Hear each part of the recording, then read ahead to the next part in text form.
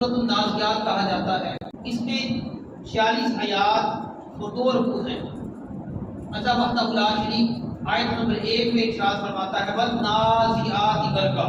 اللہ وحدہ لا شریک نے اس سورہ کے آغاز میں پہلے قسمیں کھائی پھر گفتگو کر 5 قسمیں ہیں 5 آیات کے اندر۔ آج کے بعد میں کوشش کریں گے کہ ان 5 آیات پر سیر حاصل گفتگو ہو سکے۔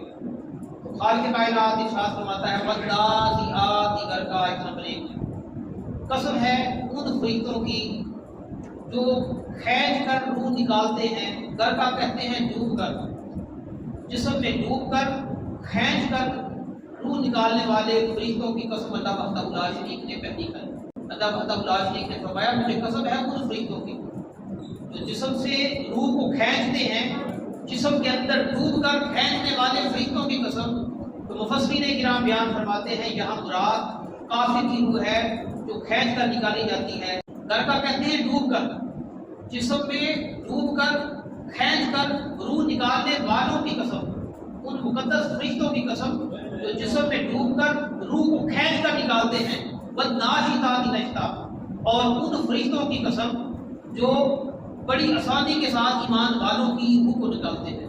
یہ 2 آیتوں میں آپ نے سنا کہ ایک میں کافروں کی روح کا تذکرہ کریں گے، ایک میں ایمان والوں کی روح کا تذکرہ کریں گے۔ پہلے کافر کی بات کرتے ہیں،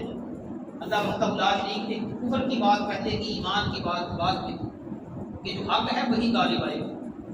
حق ہمیشہ غالب آنے والا ہے، اس کا تذکرہ بعد میں کیا اللہ وحدہ لا شریک۔ حدیث پاک سنیے، کافی طویل حدیث پاک ہے، مفہوم آپ کے سامنے پیش کرتا ہوں۔ حدیث پاک کا مفہوم یہ ہے کہ حضور اکرم صلی اللہ علیہ وآلہ وسلم نے ارشاد فرمایا کافر کی روح کو جب جسم سے نکالا جاتا ہے تو اس کی مثال بھی بیان فرمائی۔ اس کی مثال ایسے ہے جیسے ایک شاخ ہو کانٹے دار شاخ ہو، گارے میں گیلی مٹی میں وہ نیچے دبی ہوئی ہو، تو جب اس کو آپ باہر نکالنے کی کوشش کریں گے تھوڑا سا زور لگائیں گے تو زور لگانے کے ساتھ ایک تو زمین میں تھرتھری سی مچ جاتی ہے۔ فرمایا فرشتے اسی طرح کافر کی روح کو کھینچتے ہیں، جس طرح کانٹے دار شاخ کو کھینچ کر نکالا جاتا ہے۔ فرمایا جب روح نکالنے والے فرشتے روح قبض کرنے کے لیے تو کافر کے پاس آتے ہیں، ان کا چہرہ سیاہ ہوتا ہے، ان کا لباس ایسا پہن کے آتے ہیں اس سے مردار کی سی روح اٹھتی ہے۔ وہ اس حال میں اس بندے کے پاس آتے ہیں۔ حضرت ابن مسعود رضی اللہ تعالیٰ بیان فرماتے ہیں کہ جب جسم سے روح نکالی جاتی ہے، ایک بال سے روح کھینچی جاتی ہے، نکالی جاتی ہے، بدن سے نکالی جاتی ہے، یہ جو ناخن ہے ان سے کھینچ کر نکالی جاتی ہے، اور یہاں تک انہوں نے بیان فرمایا کہ جو پیروں کی قدموں کی جڑ ہے اس سے کھینچ کر وہ روح کو نکالتے ہیں۔ اتنی تکلیف سے کافر کے پاس آ کر فرشتے روح کھینچتے ہیں اس کی۔ پہلی بات تو یہ ہے کہ ان کا جو حلیہ ہوتا ہے، جو شکل ہوتی ہے وہ اتنی ڈراؤنی ہوتی ہے، وہ بیان سے باہر۔ تو اس حال میں آ کے وہ کافر کی روح نکالتے ہیں، اس کے جسم میں کئی مرتبہ داخل ہو کر تاکہ تکلیف اس کو زیادہ ہو، جسم میں داخل ہو کر اس کی روح کو نکالا جاتا ہے۔ ٹاٹ کا لباس کو اوپر سے لے کے آتے ہیں، ٹاٹ میں اس کی روح کو رکھ دیتے ہیں، ٹاٹ میں اس کافر کی روح کو رکھ دیا جاتا ہے، اور اب اس ٹاٹ کو بند کر کے وہ اتنی غفلت بھی نہیں کرتے کہ روح کو پکڑتے ہیں کہ ایک آنکھ جھپکنے کی مقدار کے برابر بھی وہ غفلت نہیں کرتے، اس کو ادھر ادھر نہیں ہونے دیتے، آسمان دنیا کی طرف لے جاتے ہیں۔ آسمان دنیا پر جب جاتے ہیں فرشتوں کے پاس سے گزرتے ہیں، فرشتے کہتے ہیں یہ کس خبیث چیز کو لے آئے ہو، اتنی بدبو آ رہی ہے، اتنی بدبو آ رہی ہے، یہ کون سی خبیث چیز ہو جس کو کھا لائے ہو۔ کافر کا جو سب سے برا نام ہوتا ہے فرشتے وہ بتلاتے ہیں کہ یہ فلاں ابن فلاں کی روح ہے، دار کسی بات کو اس روح سے نکلتی ہے، اس کے لیے آسمان دنیا کا دروازہ کھٹکھٹایا جاتا ہے، اس کے لیے آسمان دنیا کا دروازہ نہیں کھلتا۔ پھر خالق کائنات ارشاد فرماتا ہے یہ نافرمان ہے، یہ گستاخ رہا، نافرمان رہا، ایمان سے دور رہا، اس کا نام کتاب سجین دوستیوں کے لسٹ میں اس کا نام لکھی ہوئی ہے۔ پھر واپس فرشتے آتے ہیں کہ سرحانے آ کے اس کی روح میں لٹاتے ہیں، اس کو بٹھایا جاتا ہے، اس کی روح کے جسم میں ڈالی جاتی ہے، اس کو بٹھایا جاتا ہے، پوچھا جاتا ہے مر ربوں کا، وہ کہتا ہے ہائے افسوس میں نہیں پہچانتا، ماں دین کا، وہ کہتا ہے ہائے افسوس میں نہیں جانتا،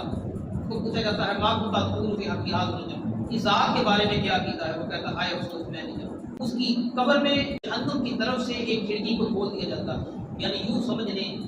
کہ آگ اس کی قبر میں داخل کر دی جاتی ہے۔ ایک سیاہ شکل والا اس کے پاس آتا ہے جس کو دیکھ کر اس کو ہیبت ہوتی ہے، وہ پوچھتا ہے کہ تو کون ہے؟ فرمایا میں تیرا بد عمل ہوں، میں تیرے عمل بد ہوں جو زندگی میں تو نے کیے ہیں، کفر میں پڑا رہا، شرک میں پڑا رہا، آج خود کو دیکھ۔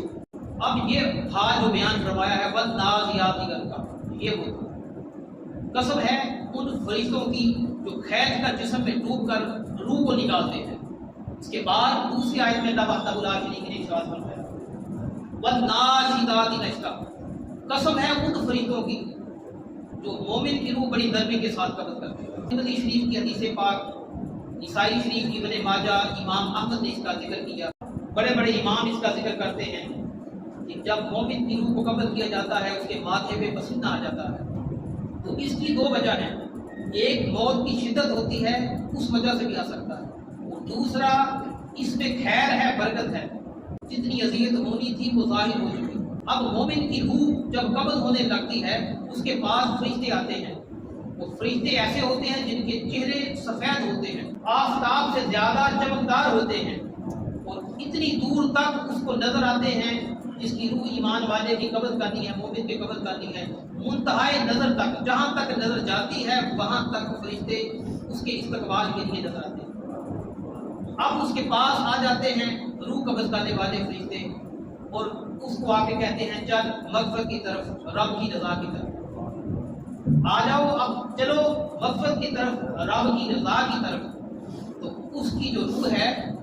وہ خود مشتاق ہوتی ہے کہ میں اپنے جسم سے جلدی نکل جاؤں تاکہ جو رب سے ملاقات ہے اس کا وقت قریب ہے۔ رب کی ملاقات کا شوق اور دیدار بڑھ جاتا ہے، اس کا جذبہ بڑھ جاتا ہے کہ اب تو میرا وہ وقت آ چکا ہے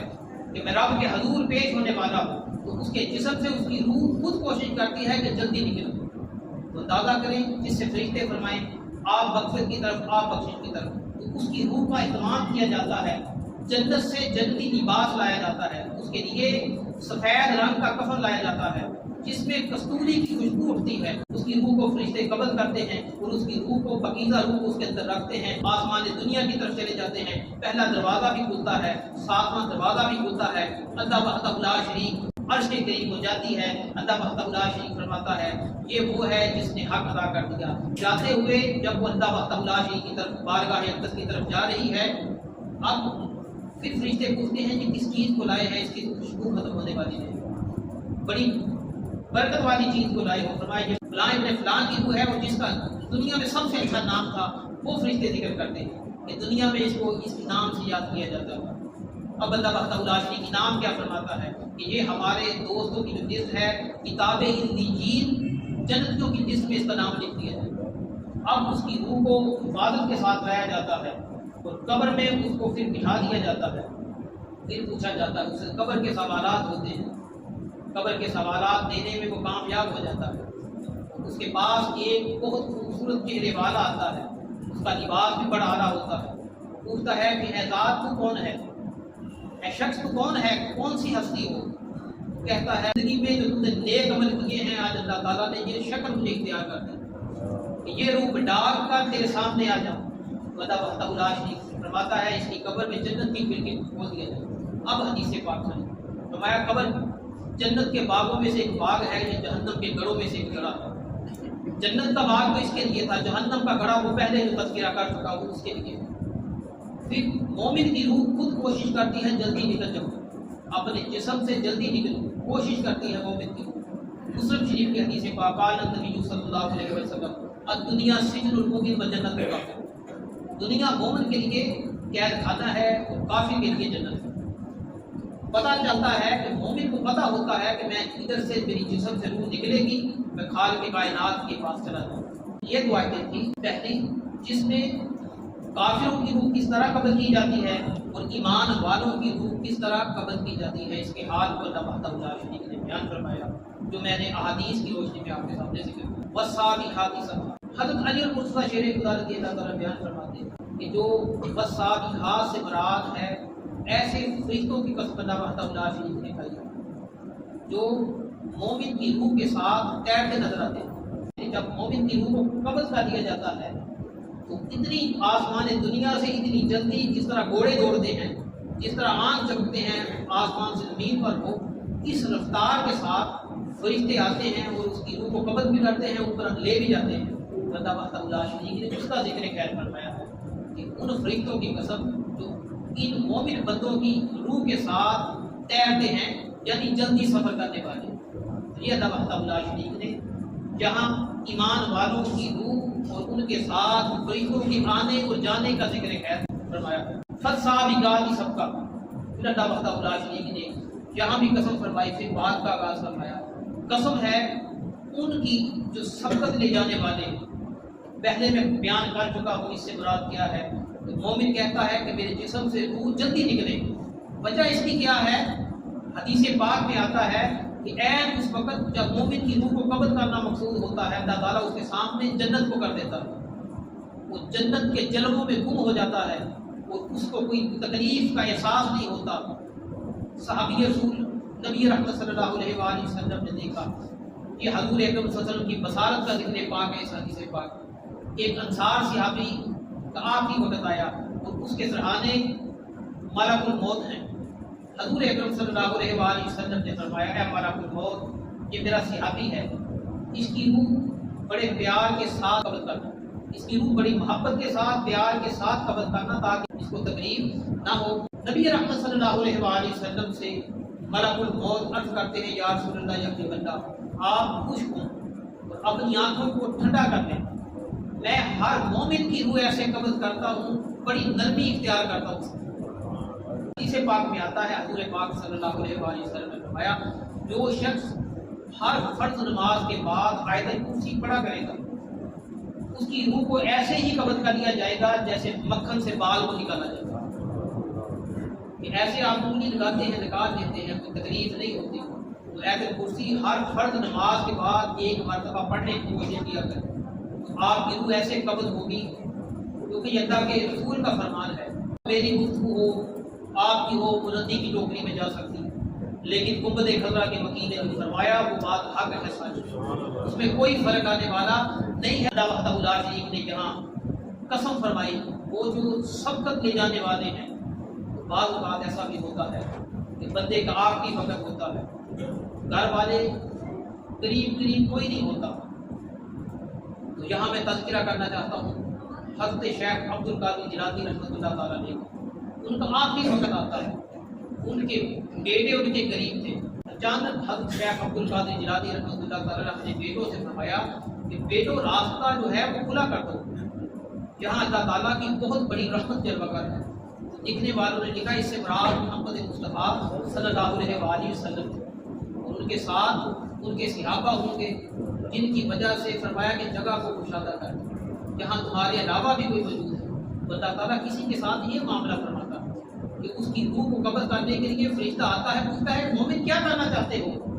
مومن کہتا ہے میں اللہ کے حضور سجدے میں جاؤں، میری روح کو قبض کر لینا۔ تو مومن اللہ کے حضور سجدے میں چلا جاتا ہے، ابھی سبحان ربی اعلیٰ کا کیف سے مل رہا ہوتا ہے، اس کے جسم سے روح کو نکال لیا جاتا ہے۔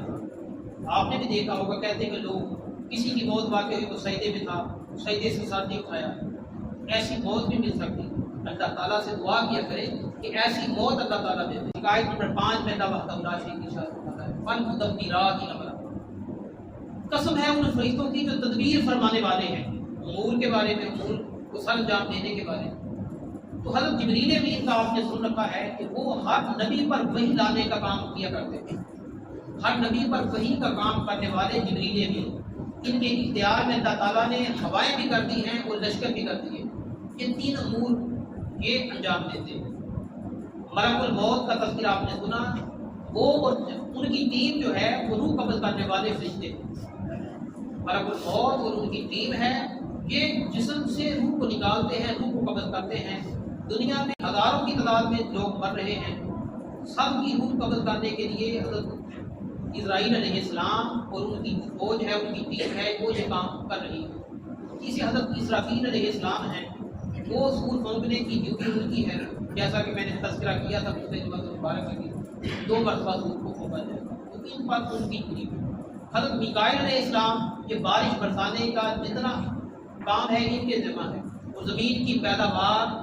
رزق جو ہے اللہ وحدہ لا شریک نے ان پر ان کی ڈیوٹی لگا رکھی ہے۔ تو یہ فرشتے ہیں جن کو اللہ وحدہ لا شریک نے ان امور پر تعینات کیا ہے کہ اپنی ڈیوٹیاں سر انجام دے رہے ہیں۔ اپنی ڈیوٹی دینے میں فرشتے غفلت کا مظاہرہ نہیں کرتے، اپنی ڈیوٹی دینے میں آنکھ چپکنے کی مقدار بھی یہ غفلت کا مظاہرہ نہیں کرتے۔ آج میں نے 5 آیات آپ کے سامنے پیش کی ہیں۔ وما علیہ